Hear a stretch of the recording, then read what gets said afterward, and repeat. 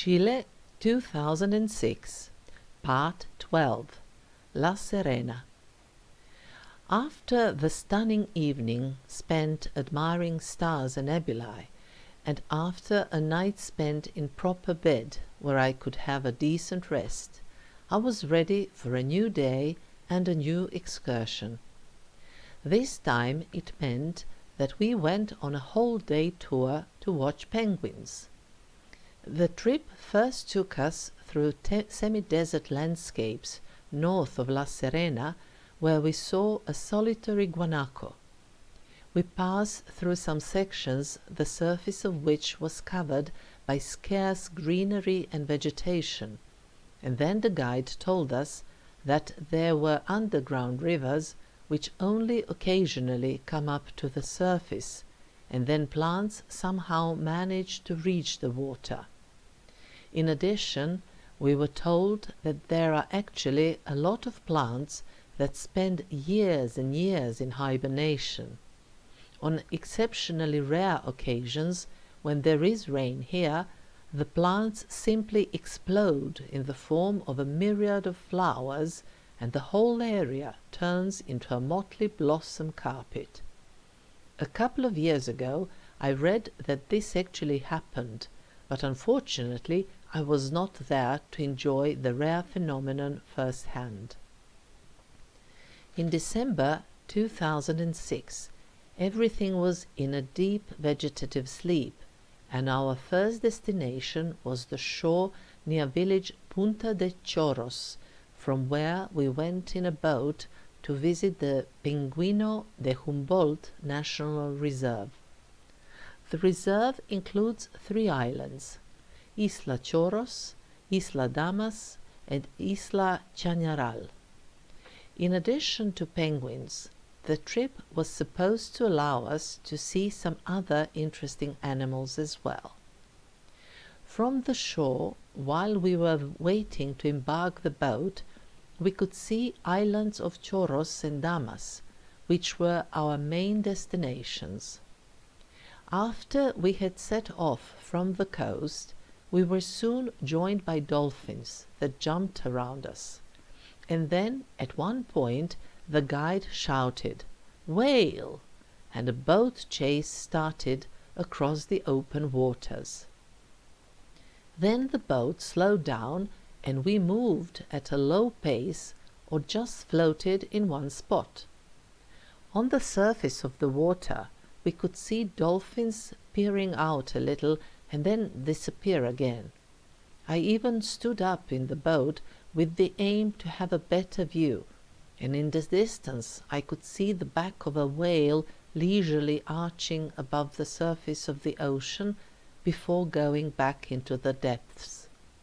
Other than that, we could see nothing else in the rippled water, and then close to us we saw a reddish patch. With an indescribably enormous enthusiasm, the guide started telling us that it was a female whale giving birth, and I think he was the only one who could see anything, but that did not stop him from showing us, a little to the left and a little to the right, that there was a baby whale, and everything was resonating with his completely eagerness-filled shouts.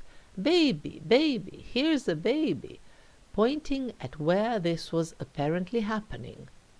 The rest of us in the boat were like on a tennis court, turning our heads to the left, then to the right, but nobody saw anything, and we only had confused expressions on our faces, feeling inadequate for not seeing such a sublime act we were allegedly witnesses to. Admittedly, the fact was that there was this reddish something floating on the surface, but one of the other visitors from the boat claimed this was some plankton. I have no clue what it really was, but Sneža and I eventually had a good laugh, and over the next couple of days we kept shouting with a lot of enthusiasm, "Baby, baby, here's a baby." Then we gave up on whales and went to the island of Choros, which we circled around, watching sea lions lying around the rocks. We also went to a section of the island where a rocky slope rises from the ocean, and there we learned that penguins nest on the top, and each day they go up and down this slope, between their nests and the ocean where the food is. There were around 3,800 Humboldt penguins living on the island at the time, and this species grows up to 50 centimeters in height tops. We also saw some other flying birds that nest around, most of which were boobies. And then we went to Isla Damas, where we disembarked and walked around the island for some 40 minutes. While we were going to Isla Damas, we were shown a shell which is locally called loco, and which we got from some fishermen we passed by. Apparently, this type of shell was going to be included in our lunch a little later. In its live version, it did not seem like much. Isla Damas is a very pretty and interesting place. On the one hand, it appears rather dry, and its vegetation in the form of low shrubs, cacti, and some grasses was greyish and arid. On the other hand, however, the little bay at the end of which we disembarked had a lovely white sand beach, and the water was of attractive turquoise color. Still, Sneža and I remained in sweaters we had on, while a lady from Denmark went for a swim. She said the water in Copenhagen, in which she apparently swam regularly, was colder than this one here. I have not tried either, and I'm quite content with it, but this lady was truly happy. For me, it was enough to sit down on the sand and enjoy the warm sun for a while. On the nearby rocks, black cormorants were drying up their wings. When we returned to the shore, we came across some fishermen who were, let's say, working on a larger piece of rock they had fetched from the ocean. This all concerned a procedure for getting out a pura, a tunicate living in hollows that may be found in stones and rocks. We, just coincidental passers-by, gathered around them and watched the whole thing. Since I joked a little with those fishermen, the one getting the pura out offered it to me as a challenge to try it. It was a question of honor as well as courage, but I stepped up. I swallowed a large piece of raw and fresh as possible pura, but so quickly that I have no idea what it tasted like. During the lunch, we were told that a granddaughter of Pinochet was also having lunch at the restaurant. This turned out to be additionally curious, since after our return to La Serena, we heard the news that Pinochet had died that very day. It was the 10th of December, 2006. We didn't dwell too much on the news, but rather went for a walk around the town, visiting the main square as well as several of the numerous churches that exist in La Serena. The next day we went for a whole-day excursion again, but this time we visited the valley of the Elqui River and some important places that are located there. The Elqui is a river springing in the Andes, and relatively soon it flows into the Pacific. Its broad valley is exceptionally fertile, and nowadays it is mainly used for growing grapevine. The valley is divided into 4 zones: the low valley, Valle Bajo, going up to 600 meters above sea level; medium valley, Valle Medio, from 600 to 1000 meters, which includes village Vicuña, high valley, Valle Alta, from 1000 to 2000 meters, and a fourth zone going from 2000 meters to more or less 5000 meters. This fourth zone is passed through when going to Argentina. In the two lower valleys, people are very active in agriculture. In addition to the grapevine, there are other fruits and vegetables also grown here. By the way, at the time when I was in Chile, the main export products of the country were copper, fruits and salmon. The tour first took us to a plantation with custard apple trees, which at this time of the year was almost without any leaves whatsoever, as well as with low papayas that already had fruits, but they were still rather small. Papaya may grow up to 4 to 5 meters in height, and it grows rather fast.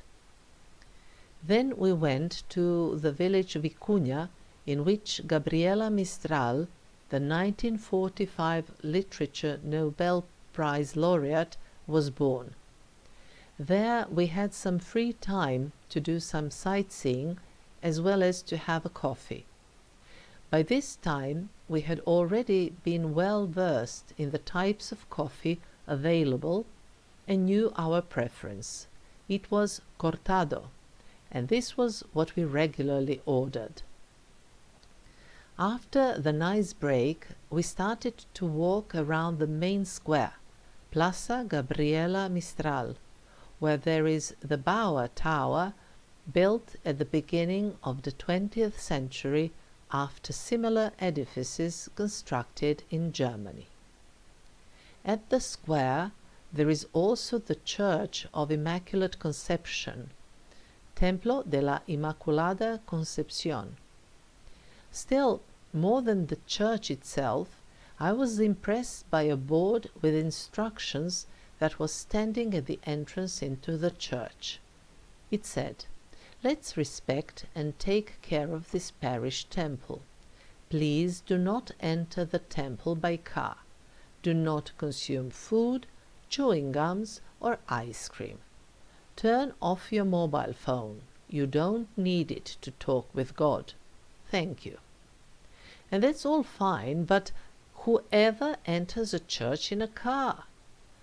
Afterwards, I was told that this word may also refer to a pushchair, but my first choice for its translation would certainly be a car, and hence such degree of puzzlement on my part.